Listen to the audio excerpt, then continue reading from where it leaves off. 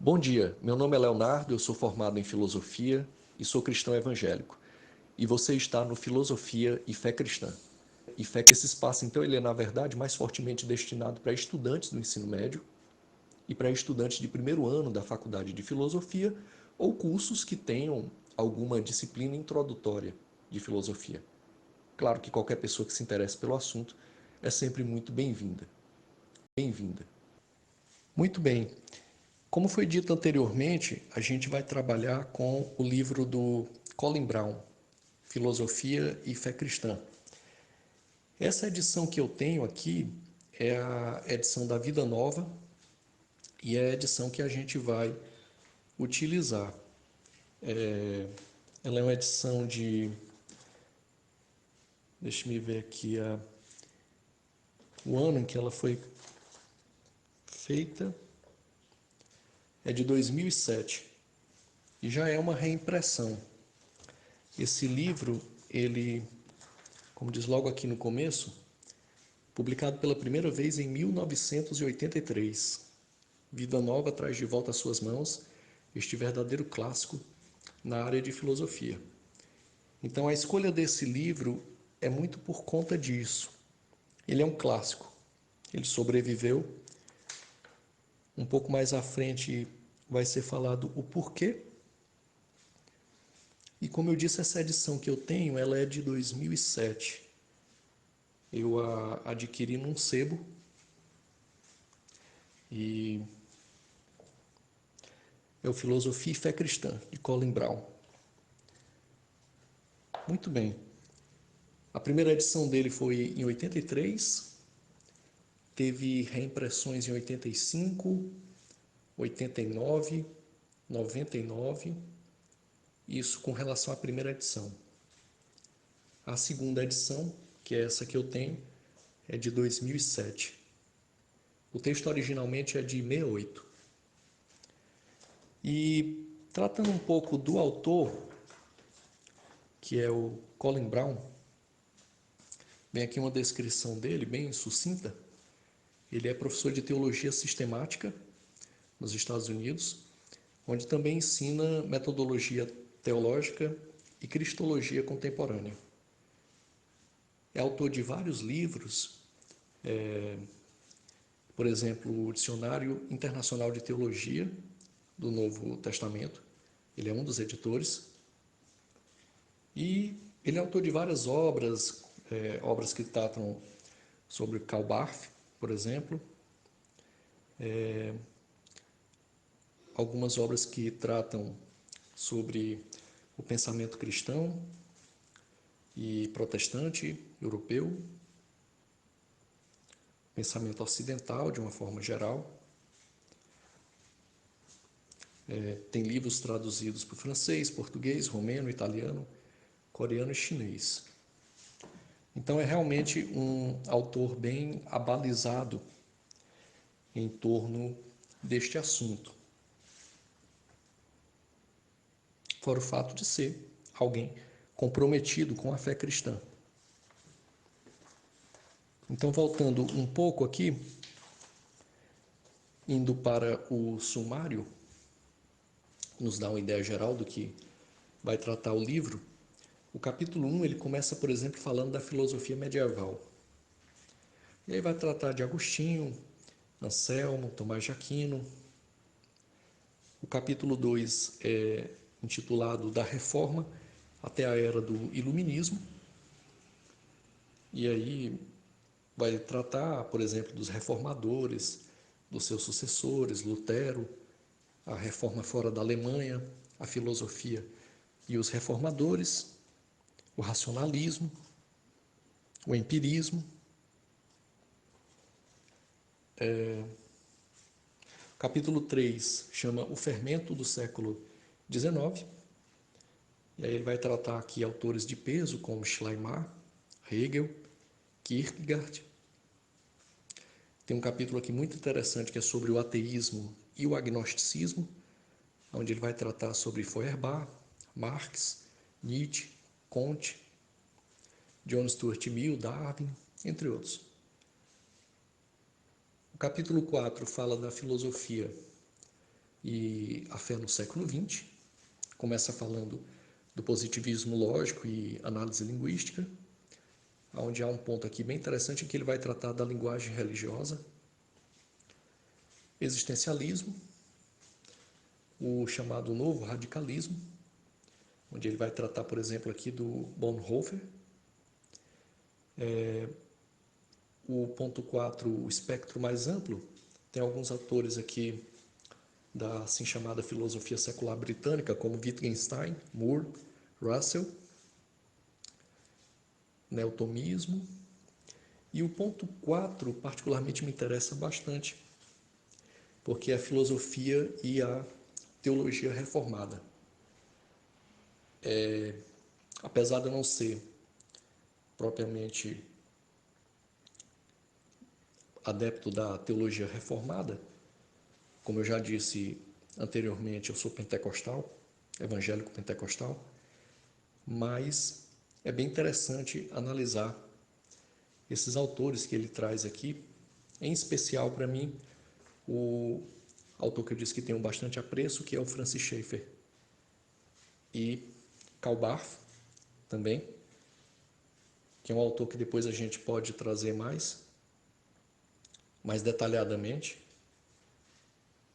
Ultimamente eu andei lendo 2 livros do Karl Barth, Credo, o primeiro, e o segundo, Esboço de Dogmática, e recomendo todos 2, muito interessantes. Bom, mas o capítulo 5 chama Pós-escrito, o cristão e a filosofia.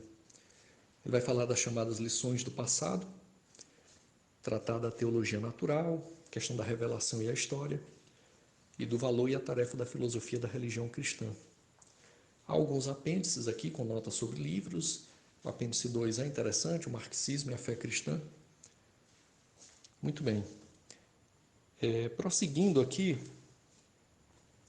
ele traz um prefácio à edição em português que se pergunta justamente por que trazer novamente esse livro à tona.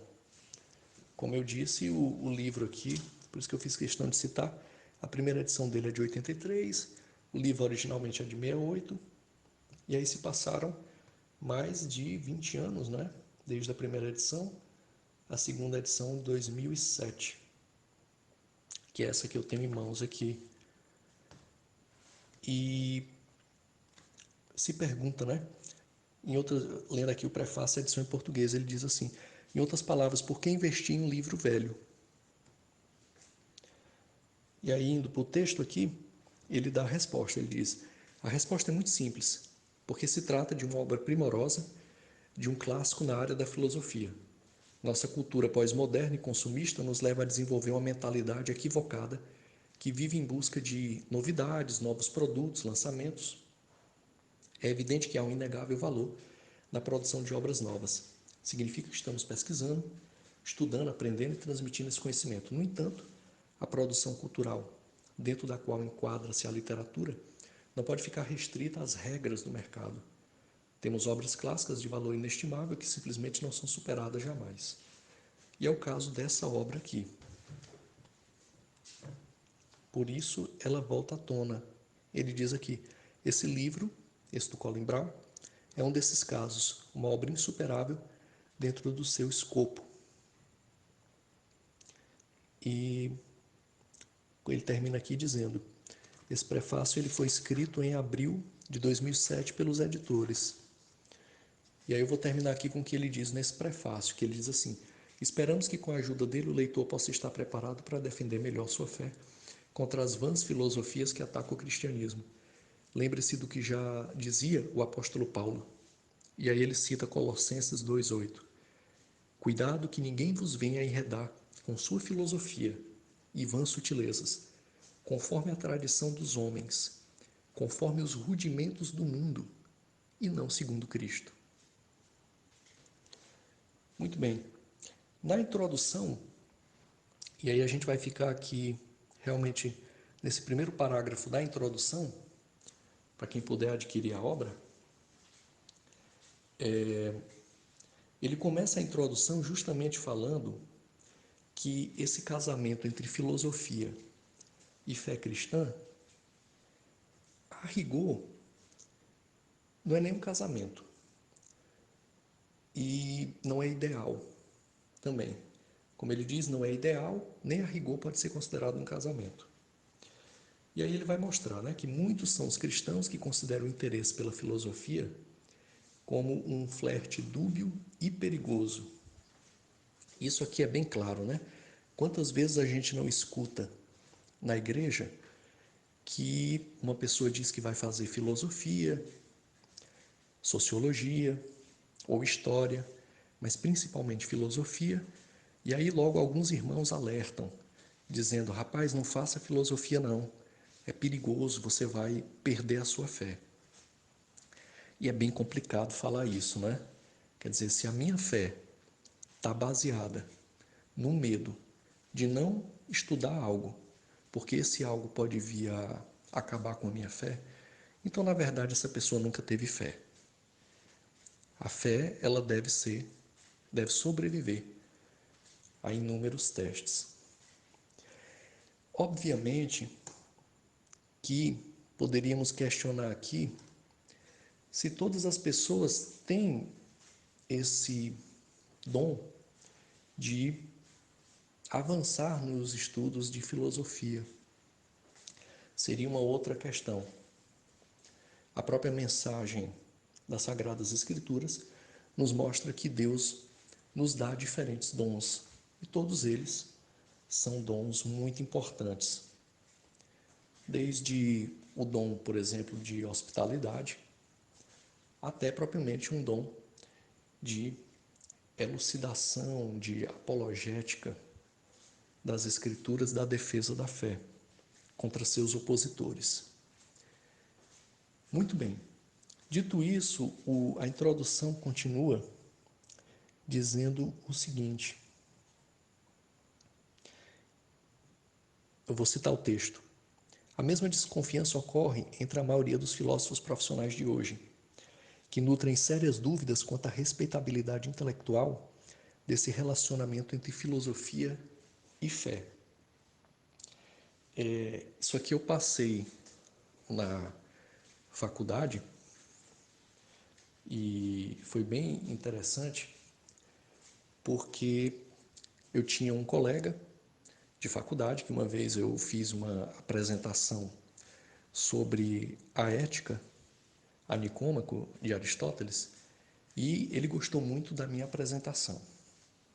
Elogiou em público para o professor e depois ele veio me fazer um elogio e disse até que eu era filósofo, o que não me considero. Mas, enfim, ele gostou da apresentação que eu fiz e passou a me elogiar em outras situações, mas um dia ele me perguntou acerca, não lembro muito bem, mas alguma questão relacionada a algo com o sofrimento humano, as diversas problemáticas que o ser humano enfrenta na vida e a forma como isso gera angústias, dores, sofrimentos, e ele queria meio que uma resposta. E, diante do que ele me perguntava, eu falei para ele que as minhas respostas estavam na Bíblia. E a partir desse dia, a pessoa mudou de postura para comigo. Antes ele dizia que eu era filósofo, e a partir de então ele passou a dizer que eu era inteligente, mas que eu era muito dogmático e que eu tinha que vencer esse meu lado dogmático. E é justamente essa a questão. É justamente essa a questão. O profissional da área mesmo de filosofia tem sérias restrições a se tratar de qualquer coisa que envolva a fé. E isso é bem interessante porque muitos filósofos trataram da fé. Muitos filósofos eram cristãos. E geralmente quando a gente se depara com